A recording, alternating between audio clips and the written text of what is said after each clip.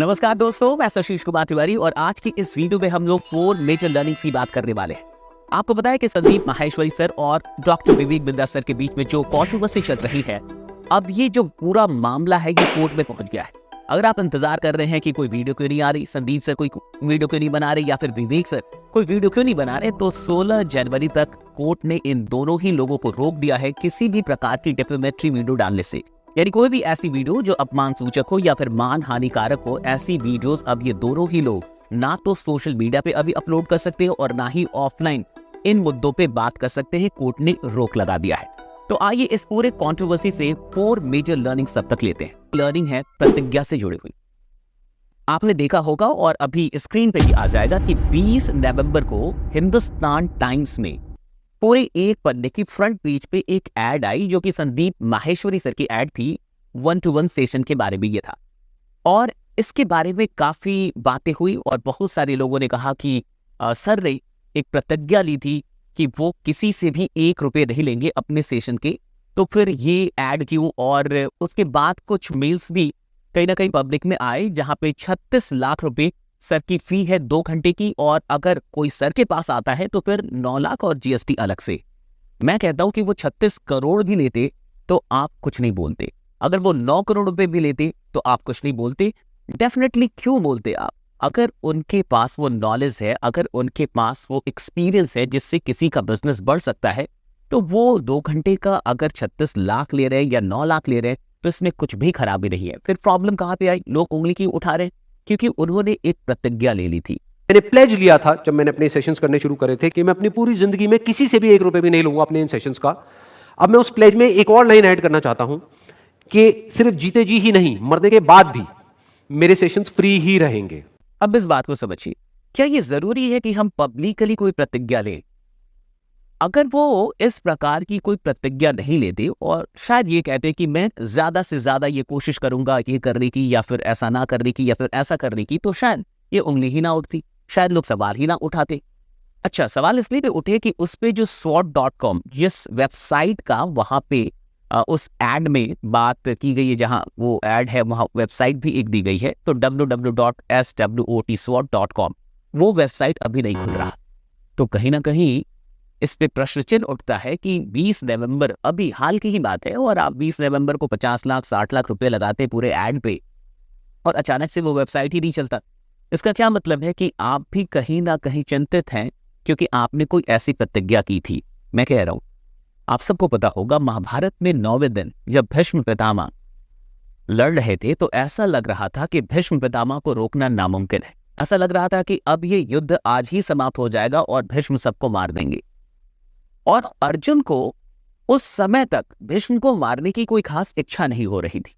तो अर्जुन लड़ तो रहे थे लेकिन वो अपना 100% नहीं लगा रहे थे। ये सब कुछ देखते हुए जब कृष्ण को ऐसा लगने लगा कि महाभारत का अंत हो जाएगा और भीष्म को रोकना अब सच में नामुमकिन है, तो कृष्ण खुद उतरते हैं।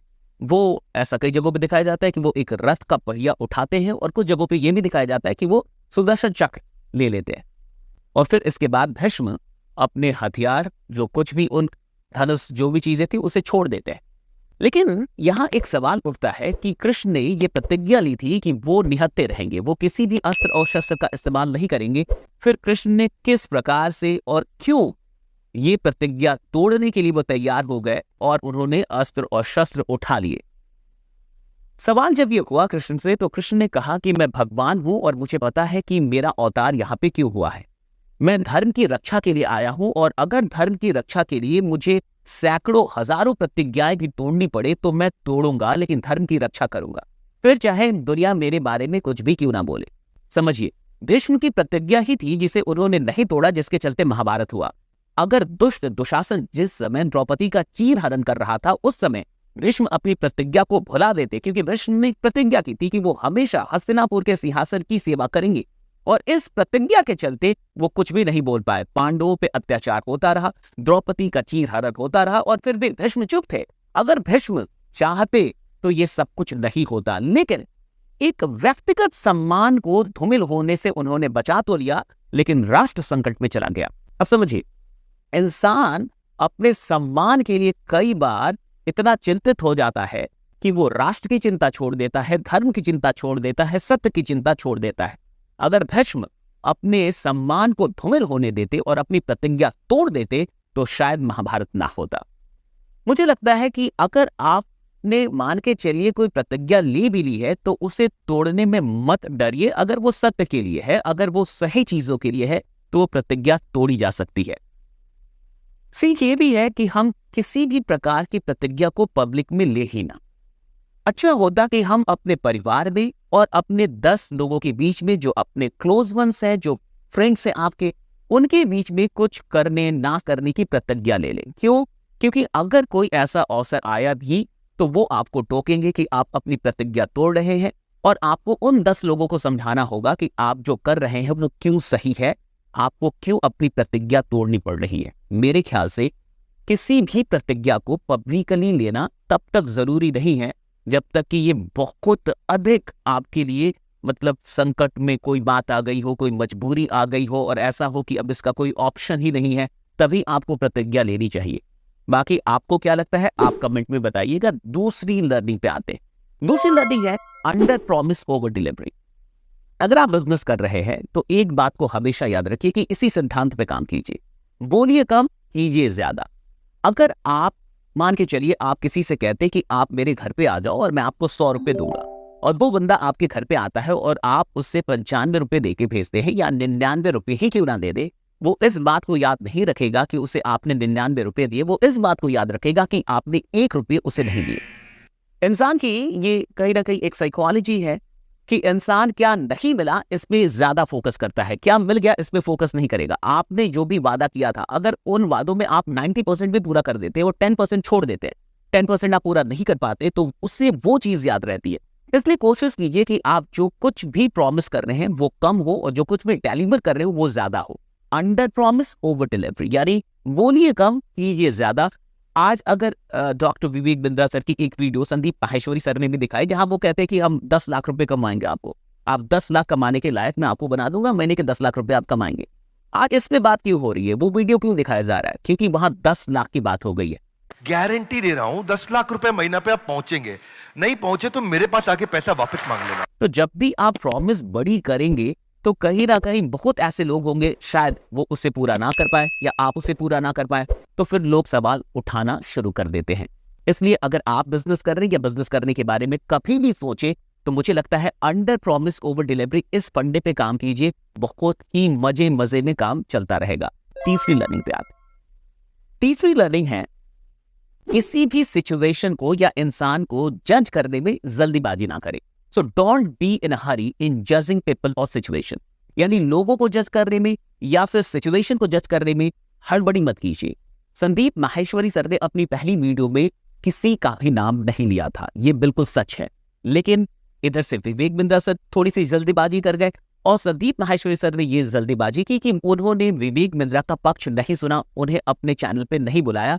शायद इसे और अच्छे ढंग से सुलझाया जा सकता था या एक अलग सॉल्यूशन निकाला जा सकता था। आज मामला कोर्ट में है, 2 बड़ी हस्तियां कोर्ट में है, ये खुशी की बात तो कहीं से भी नहीं है। हाँ, अगर हो सकता था कि इसे संदीप सर चाहते तो शायद विवेक सर को बुला के और जो भी लोग जिनको सच में शिकायतें थी उनका कोई सॉल्यूशन वहां निकल जाता तो ये अच्छा होता। खैर, मामला अब कोर्ट में है, क्या होगा ये आगे देखेंगे। लेकिन सीख ये मिलती है कि हम किसी भी इंसान को जज करने में जल्दीबाजी ना करें, क्योंकि कई बार जल्दीबाजी में क्या होता है कि आप गलत इंटेंशन उसका ले लेते हैं। हो सकता है कि वो इंसान एक अच्छे इंटेंशन से काम कर रहा हो सकता है कि उसकी नीयत बिल्कुल अलग हो, और चूंकि आप जल्दीबाजी में थे, आपने जज किया जल्दीबाजी में, तो आप कुछ गलत समझ गए उसके बारे में और फिर पूरा मामला बिगड़ गया। तो ये तीसरी सीख। चौथी सीख है कि कुछ भी खरीदने में आप इस बात का ध्यान रखें कि सिर्फ कमाई के लिए कुछ भी ना खरीदें। If you are purchasing anything just for earning, don't purchase. खुद से पूछ लीजिए कि अगर मैं इस चीज से 1 रुपए भी नहीं कमाता हूं तो क्या फिर भी इस चीज को लेके मैं संतुष्ट रहूंगा? बहुत सारे लोग जिन्होंने 50,000 या 35,000 रुपए लगाए या लाखों रुपए लगाए, मुझे ऐसा लगता है कि उन्होंने सीखने के नाम पे लगाया ही नहीं, उन्होंने सिर्फ पैसा कमाने के लिए लगाया। और जब वो पैसा नहीं कमाएंगे तो डेफिनेटली डिससेटिस्फाइड फील करेंगे, डेफिनेटली चीटेड फील करेंगे और उनको कोई ग्रोथ भी नहीं मिला, क्योंकि वो ग्रोथ पे फोकस थे ही नहीं, वो सिर्फ अर्निंग पे फोकस थे। तो मुझे लगता है कि हम सब के लिए एक सीख है कि अगर हम कुछ भी खरीद रहे हैं और सिर्फ पैसा कमाने के लिए खरीद रहे हैं तो उसे ना ही खरीदे तो बढ़िया है। खुद से पूछ ले कि अगर 1 रुपया भी ना कमाया तो क्या संतुष्ट रहूंगा? अगर 1 भी रुपया ना कमाया इस चीज से तो क्या मैं खुद को बढ़िया फील करा पाऊंगा, या फिर मुझे ऐसा लगेगा कि मैंने खुद के साथ कुछ गलत कर दिया या अपने पैसे बर्बाद कर दिया, अपने पैसे उड़ा दिए। तो मुझे लगता है ये 4 मेजर लर्निंग्स है जो हम सबको सीखनी चाहिए इस कंट्रोवर्सी से। कौन सही है और कौन गलत है ये तो कोर्ट फैसला लेगी, और जैसा कि आप जानते हैं कि अगर गलतियां ना हुई होती तो ये सारी चीज होती ही ना, तो गलतियां तो है ही, लेकिन आगे कोर्ट क्या फैसला लेती है ये सबसे अहम होने वाला है। बाकी आपको इन 4 लर्निंग्स में से कौन सी लर्निंग सबसे अच्छी लगी ये कमेंट करके जरूर बताइएगा। जाते जाते इस चैनल को सब्सक्राइब करते हुए जाइए ताकि हमारी जो ये पूरी फैमिली है ये भी बढ़ती चले। बहुत बहुत शुक्रिया आप तमाम लोगों का। बने रहिए, जमे रहिए, क्योंकि आपका जीतना सुनिश्चित है। सीखते रहिए।